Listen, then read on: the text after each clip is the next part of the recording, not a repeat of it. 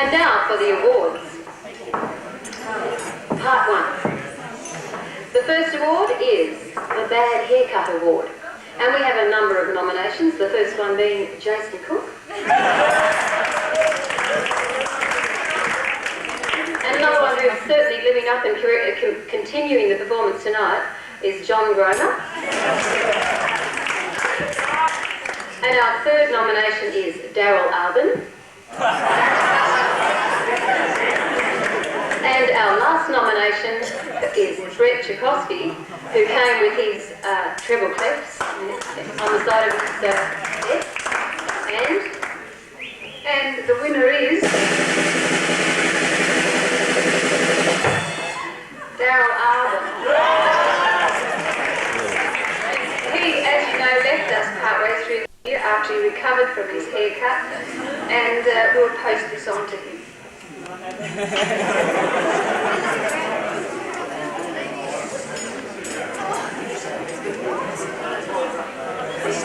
Okay, our next award goes to somebody who finds it difficult to remember that the bell actually goes at 10 to 9 in the morning. And we've got a Rude Awakening Award, and we've got lots of nominations in this category. First of all is Sean Bresky. Second nomination is Robin O'Reilly. Third nomination, Mario Scappadura. And the next nomination, Teresa Beggett, Louise Holly, and again John Gromer, and another one, Andrina Rocker.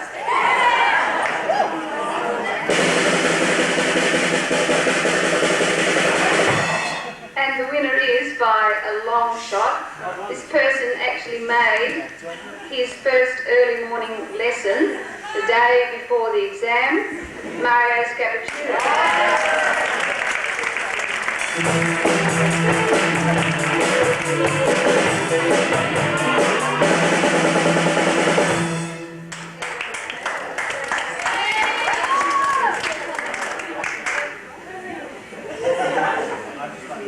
Our next award. This is a touchy one for lots of people. Driver's Licence Award. First nomination, Jane Eckerman. Second nomination, Cheryl Liebig. Third nomination, a young woman who's on her 5th set of L's, I think it is now, that's Elaine Duncan. Next nomination, Valerie Head. And the last nomination, John Gromer.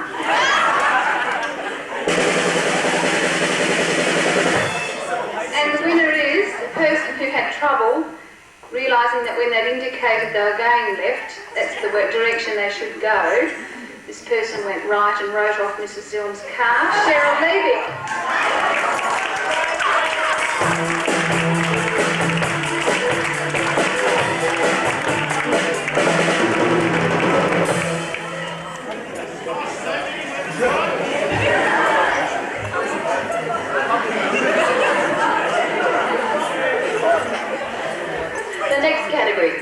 For all those young lovers out there, Certificate of Wedded Bliss. First nomination, Linton and Stephanie. Second nomination, Derek and Nicole, and we do pay tribute to Derek for being here single tonight. I think he's got a leave pass. Our third nomination, Mr. and Mrs. Searle. Setting a supreme example to you all. And our fourth nomination is John Gromer and Jason Cook.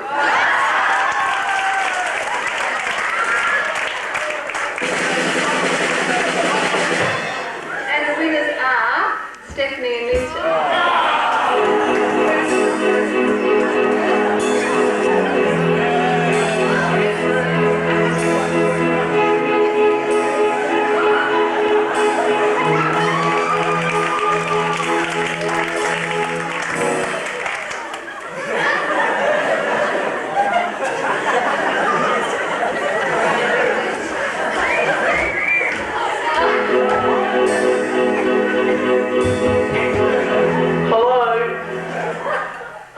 I would just like to say a few words on behalf of Jason and myself that the relationship is blooming and we hope to see each other in the new year.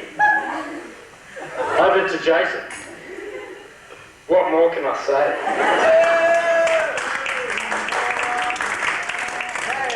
Thank you. Our next category is party animal. A number of nominations again. First one, Darren Maloney. Second, Mario Scapatura. Third, Marilyn Arnold. And we also had a couple of just animals, but we didn't have a separate category, so they're here as well. And they are Sean Bresky and David Mayfield.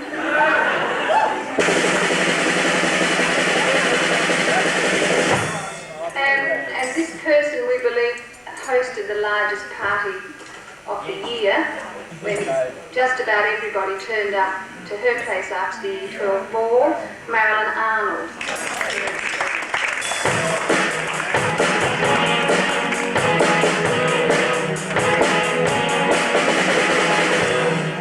And our last category in the nomination and awards to this evening, part one, is the certified idiot. Our first nomination is Michael Watson. Second nomination, John Gromer. Third nomination, Mike Coe. Fourth nomination, Michael Watson. And fifth nomination, Michael Watson.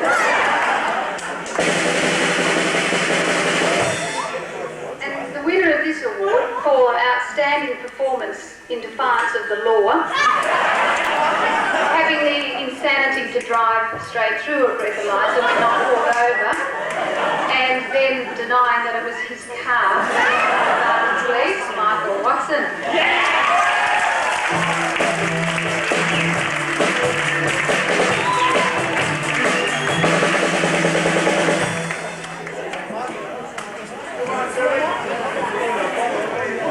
Thank you. I'd just like to say a word on that. As you might have heard already, I had a bit of trouble there, and when I was at the airport, the police came and they was talking to me, and the police officer said, "Excuse me, Mr. Watson, could you please accompany me to the station?" I said, "Why?" He says, "Oh, because it's really dark, I don't want to go alone."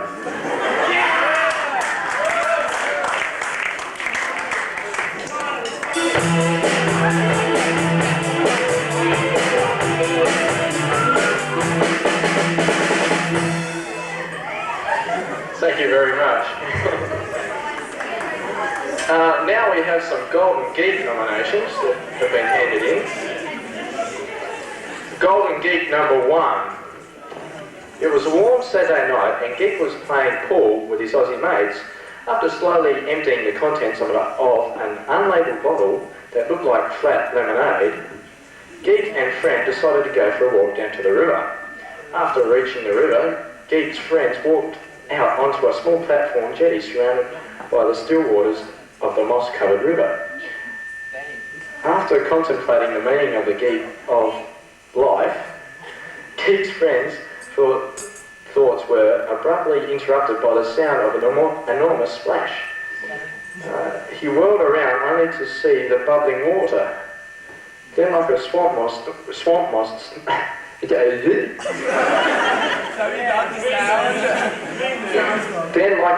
monster, Geek rose out of the water to cling to the edge of the jetty.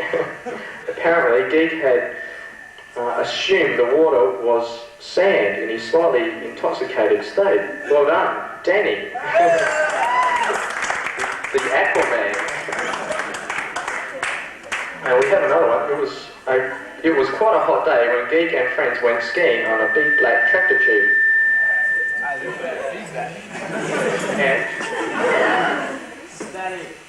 where was I? Oh, right. Yeah, went skiing on a big black tractor tube behind the friend's cruiser. In the process of almost drowning while ultimately enjoying herself, the cruiser eventually slowed down and Geek surfaced after being submerged for what seemed forever from under the tube. As a result of maintaining her she consequently lost her bikini bottoms. Oh, wish I was there. A very embarrassed geek had to admit to the men in the boat that she had lost her knickers. And a very red-faced geek had to ask her for her shorts to climb decently back into the boat. Well done, Rebecca Eglinton.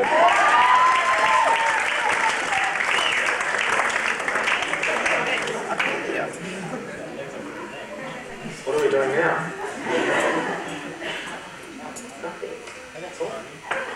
Hang on, I'm going to the agenda. Okay, now the first geek was Danny and the second one was Rebecca, and later on in the night we might ask you to give a vote, or we'll ask to see what you think is the best geek, or maybe there'll be some others we can hear also.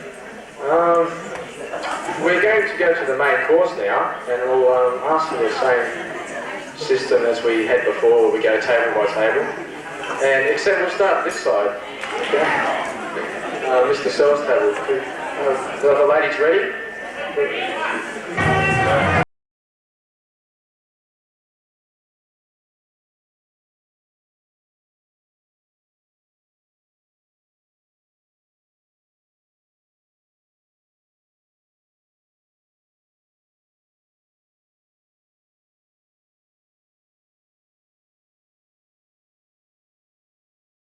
Should, eh? Let's see if we can work out how to turn it on.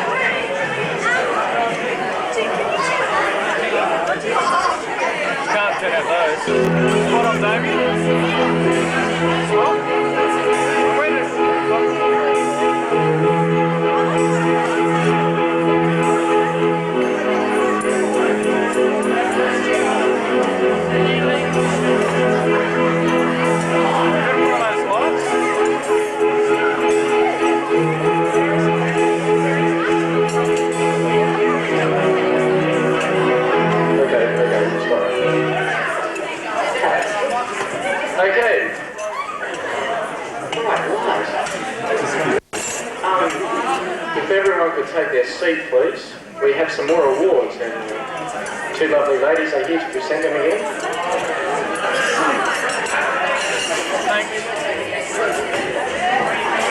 Okay. Academy Awards, Part 2.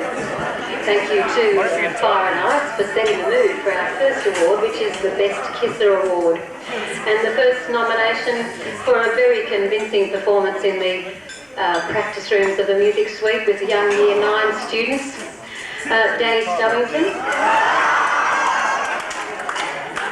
Second nomination, John Bromer. Third nomination, Derek Emery. Fourth nomination, Megan Schultz, for a stunning command performance for Mrs. Arnold. And last nomination, Scott Thomas.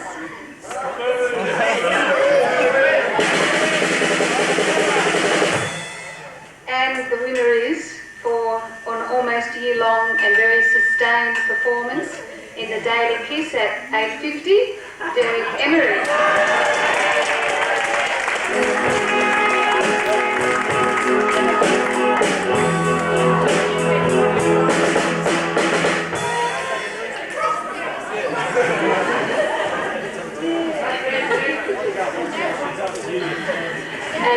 we've actually got two special staff awards to be thrown in here amongst the student awards. The first one is the In the Doghouse Award.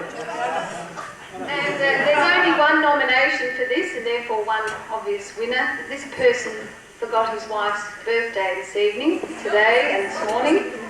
And I believe this person's going to make some sort of public apology to his spouse in the next day or two. Mr. Michael Coe.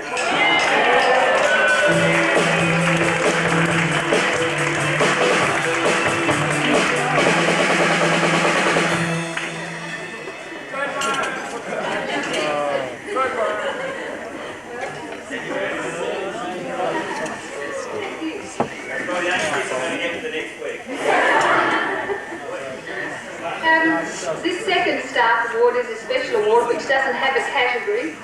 It's the award for reliable delivery of our weekly sermon. Mr. Jeffrey Searle.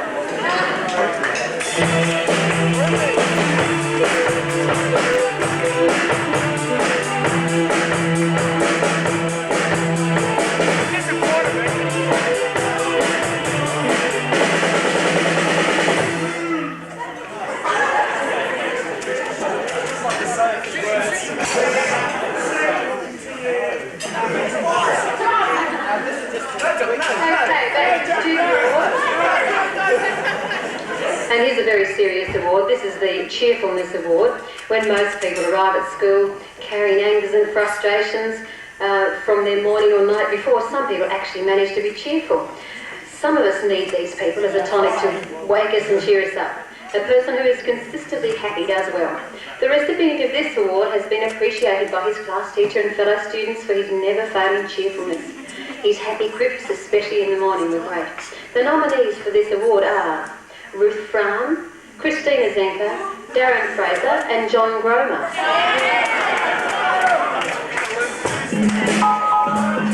Where are they?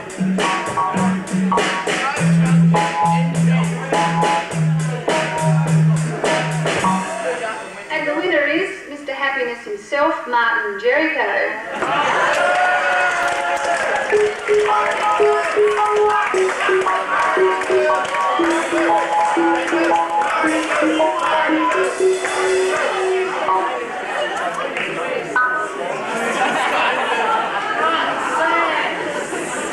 And being one of the shorter people on the staff, this is a special award for all of the little people. And it's the What Will I Be When I Grow Up award. And the nominations are Erica Lewis, Michelle Beach, Elaine Duncan, the young Mr. Searle, and John Gromer.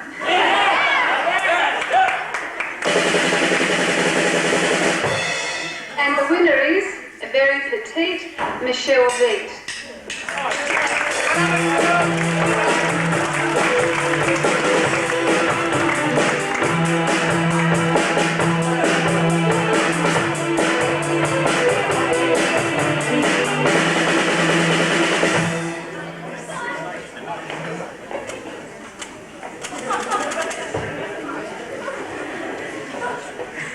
Our next award, the Big Mouth Award.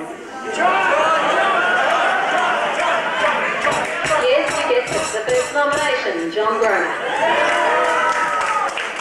Second nomination, Robin O'Reilly. Third nomination, Michelle Thompson. We felt sure that there were probably more people who should have been nominated in this category, but we didn't sort of get enough people to want to really dob on other people. So from that small group of three, we have selected Robin O'Reilly.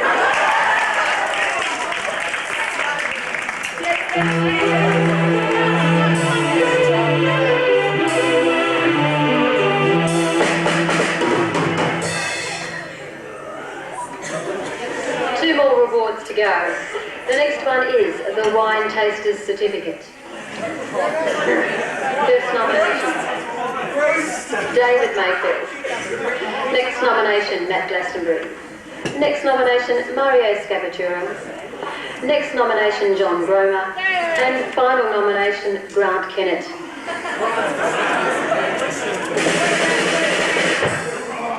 didn't have a lot of difficulty with this person who obviously likes to drink on their own very early in the morning. But unfortunately, you can't hold it. Grant Ennis.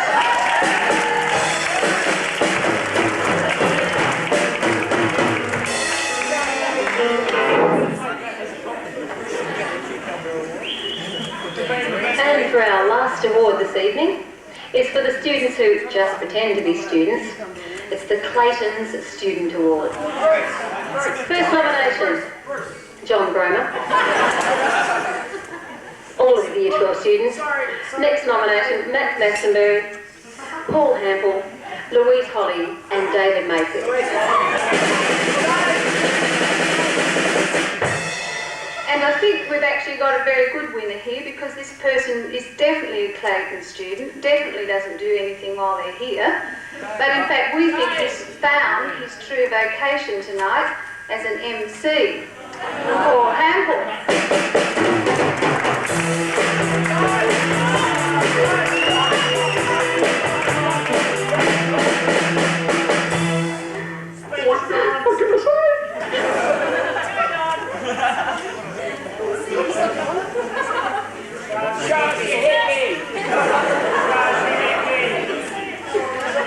By the way, if anyone's seen these pair of bathers floating around the river or laying on the beach, would you please return to Rebecca Eglinton at 181 Swanport Road for phone number after hours 323603 and before hours 323603. Okay. We also have another geek nomination while I'm up here. For one day, a young lady, geek, decided that she wanted some nourishing food from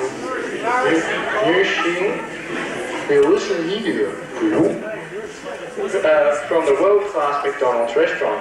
To save time, she decided to go through the drive-thru, and as she approached what she thought was the speaker to order through, she wound down the window and began speaking. Can I have Big Mac and fries? Yeah, hold the sauce. Only to realise she was ordering food from the rubbish bin. Well done, Catherine Foster.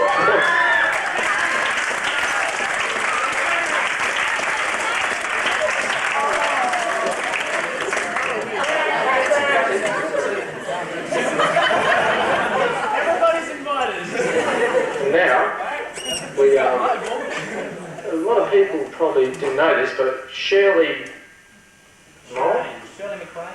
Shirley Mole goes to this school. She's a sister of Kylie Mole, believe it or not.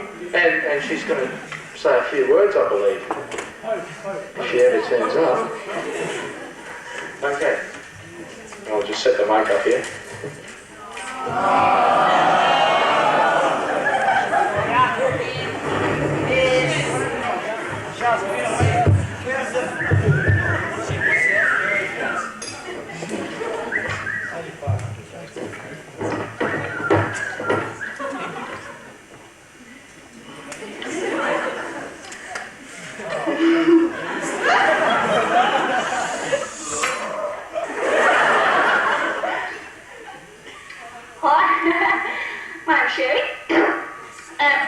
I'm here to tell you about me and my boyfriend.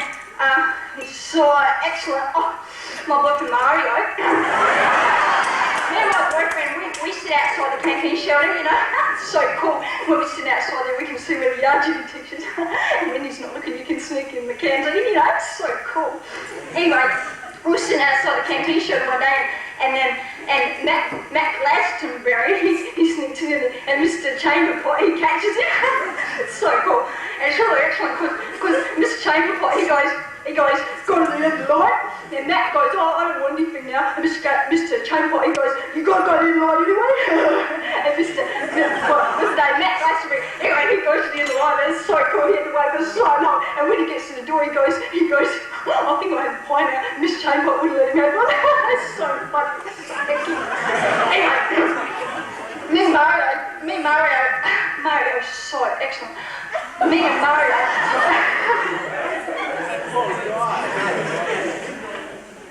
Me and Mario are sitting outside the canteen shop, and Mario puts his money into the Coke machine, and the Coke wouldn't come out.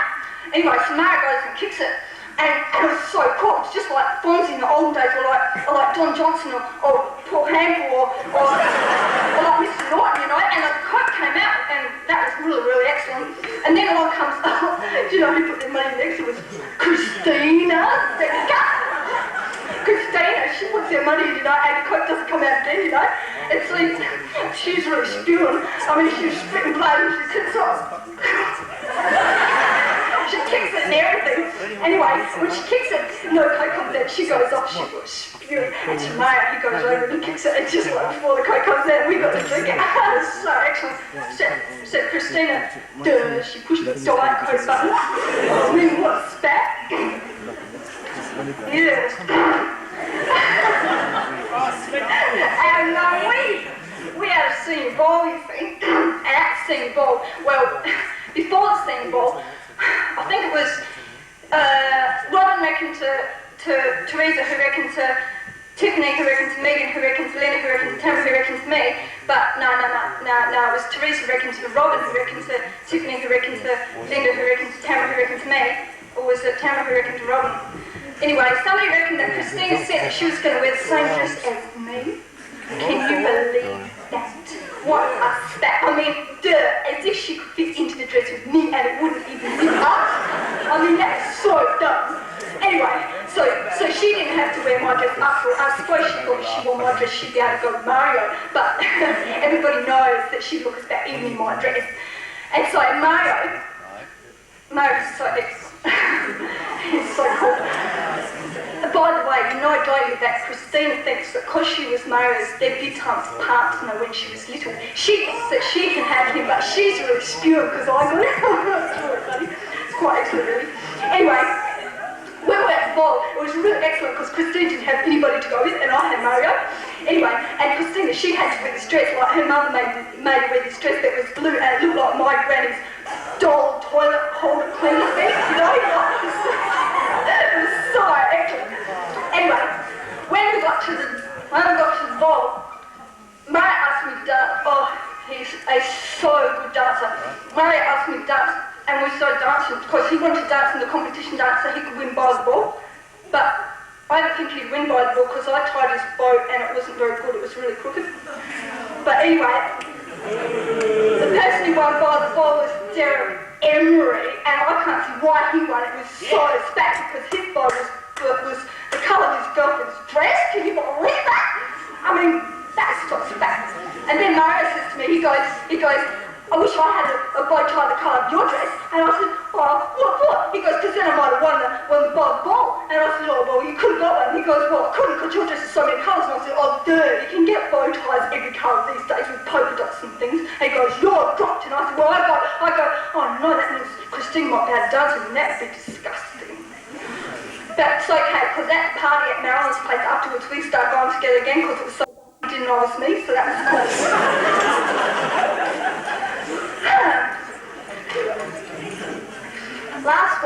Last week in English, I was so fat. Mrs. Redden, she says to me that I'm illegitimate, like I can't read or not write or anything. And I said, that's so stupid because I can write poems because I write poems to Christina all the time. Like I write a poem to Christina that went, Christina sucks. No, I hate her guts. She's really, really, really nuts. And I go back to Mrs. Redden, and I said, can I put this in my sass folder? And she said, no, you can't because she spelled sucks wrong, and it's too like sex, and the moderators won't like it. And I said, that's stupid. I'm sure the moderators like sex. Anyway, so I went to Robin O'Reilly, and I said to Robin, you tell everybody that Mrs. Redden got married so she could change her name because she puts red in her hair. And so I got it back. It was so excellent. Anyway, like so many teachers are really spat. There's Mr. Searle. Have you seen Mr. Searle at assemblies? I mean, he reminds me of my mother's garden note. Except that my mother's garden note moves more and has better beard. Anyway, Mr. Searle, at this, after this assembly, he rang my mum, and he said to my mother, he goes, Shirley, she doesn't work enough. She spends too much time with Mario, And I said, no, I'm saying, first my mum goes to me, she goes, Shirley, is this true? And I said, oh, Mum, don't be so spat. You want me to be like Jodie White or somebody and get Jodie Jones in the library? And my mum goes, she was spewing blood. I mean, she was really, really spitting. She said, you got to go to the library every day from now on for the next week.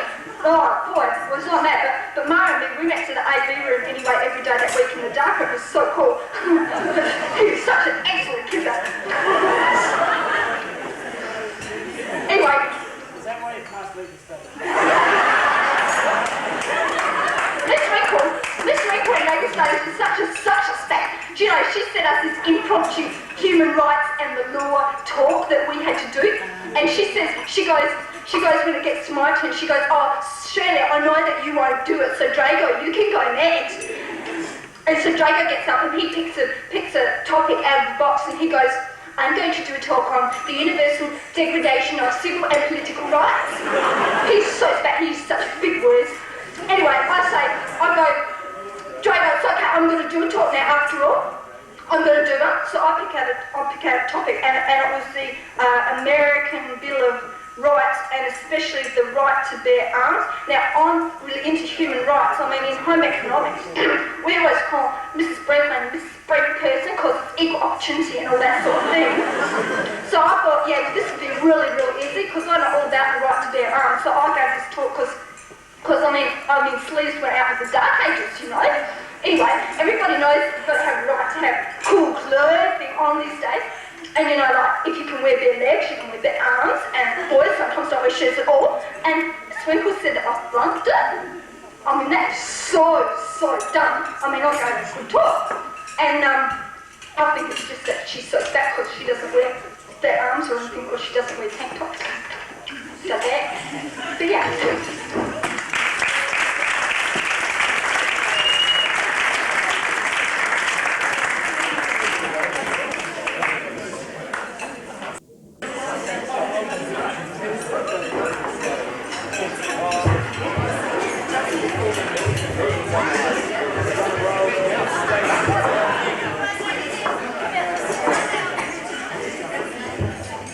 It's amazing what a person can do with two brain cells, isn't it? Chew and talk. I bet you $10 she will grow up to be a legal studies teacher or something like that. We're going to have a band playing again, Fire and Ice. Oh, I'm sorry, Fire and Ice. As Colin would say. Okay. But, Jackie.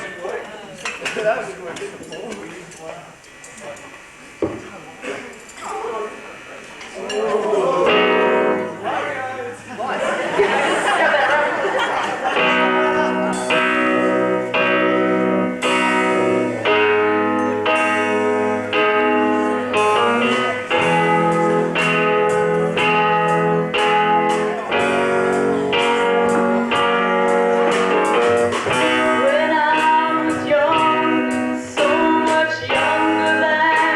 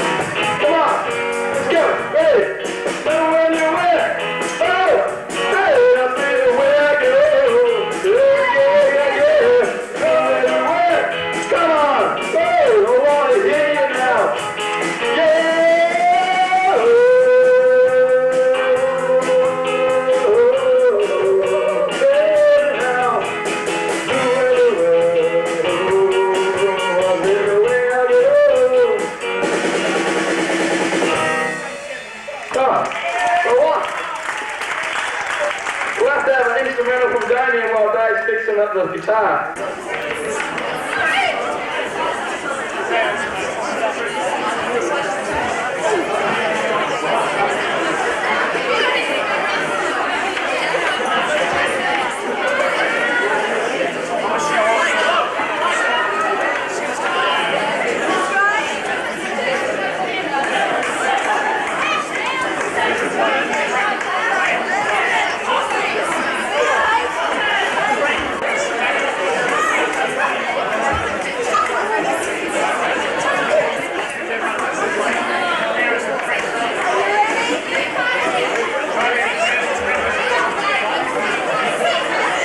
Could everyone please have a seat?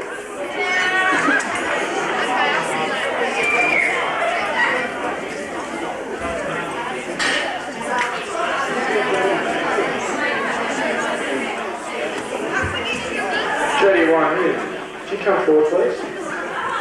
Up the front. This young lady has her 18th birthday today. Tomorrow. Someone said today, why?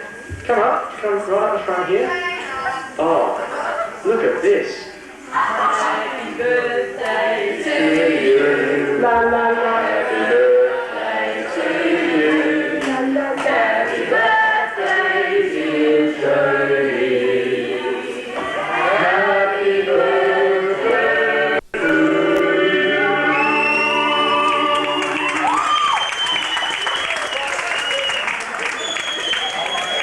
Stay.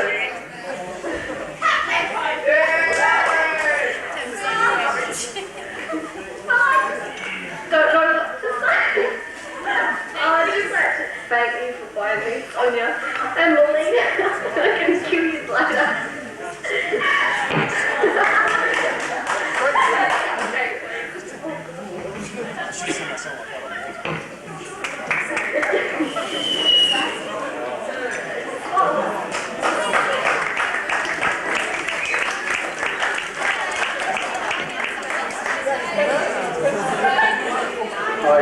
I believe Mr. Searle has something for us.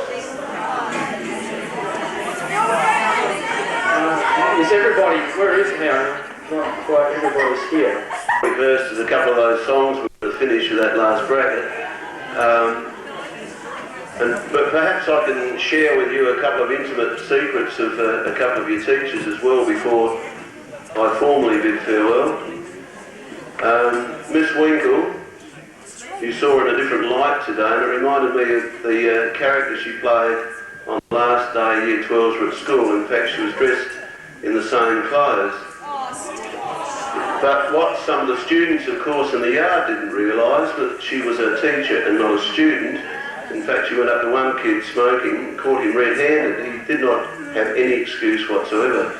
So a very beautiful sabotage attempt there. The other one, Mr. Code, of course, you've heard about his wife's birthday being forgotten.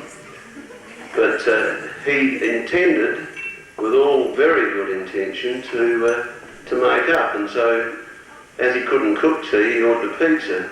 Of course, the pizza delivery man arrived and Mr. Code went to pay, took out his wallet, and then had to beg his wife to pay because there was nothing in his wallet as well. So he has not had a good day.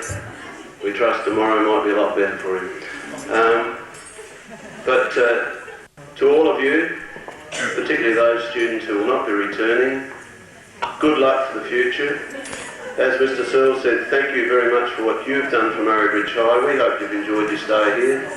It's been good having most of you most of the time.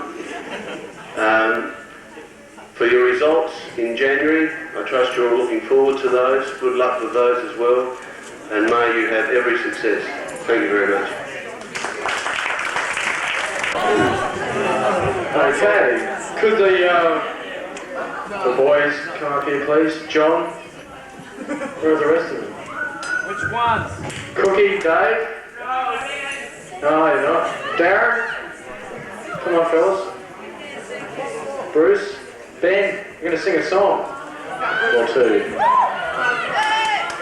Michael, yes, don't leave Miss Cox, this is going to be good. Don't leave or we'll be forced to use horrible tactics. Right. Let's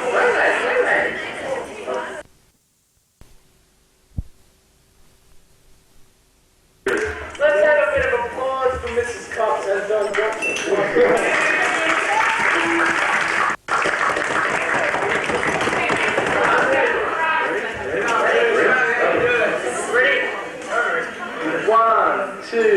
One, two, three, four.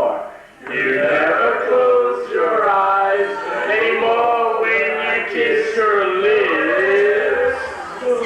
There's no tenderness like before in your fingertips.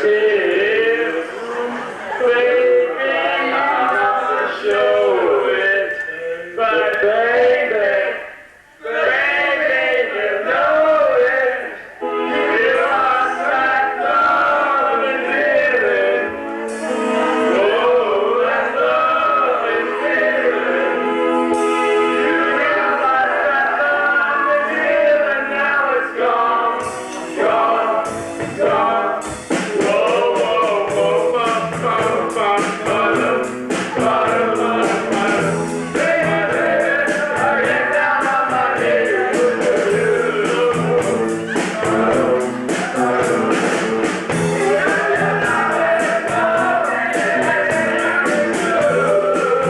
Whoa, whoa. We had a love and fire day. Whoa, whoa, whoa, whoa. Love away. Whoa, whoa, whoa, whoa.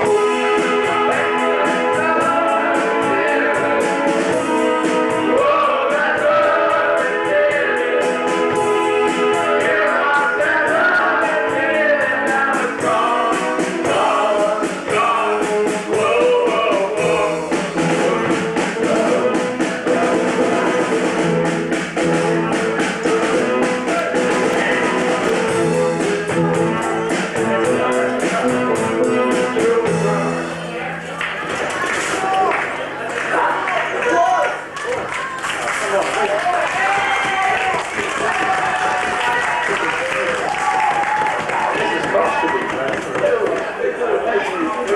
Do you want another one?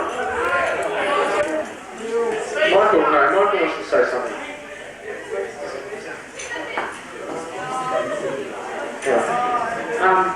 I don't know if you can hear me, but this is probably quite unorthodox. I would just like to thank my Year 12 teachers, believe it or not. I'd really like to thank my Year 12 teachers for a most rewarding year. No, seriously. A lot of people might not be taking me seriously, but this has really been quite a rewarding year. Quite a lot according F equals MA. Hello. They've just killed the band.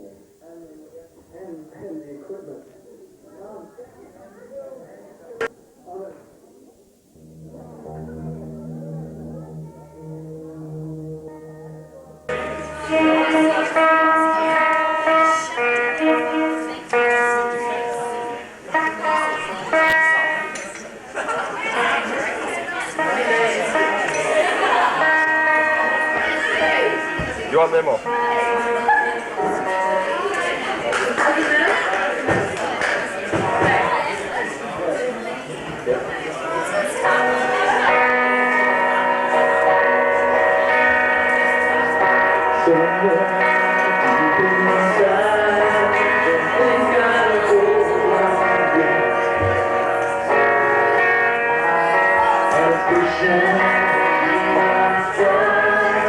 It's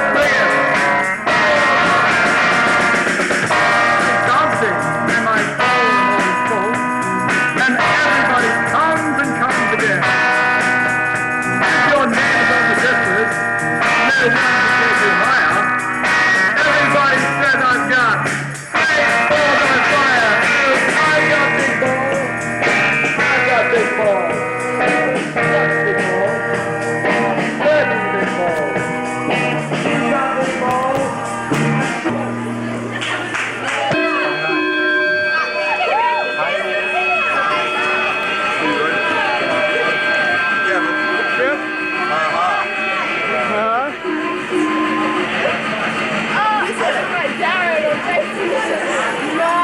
You'll hit me.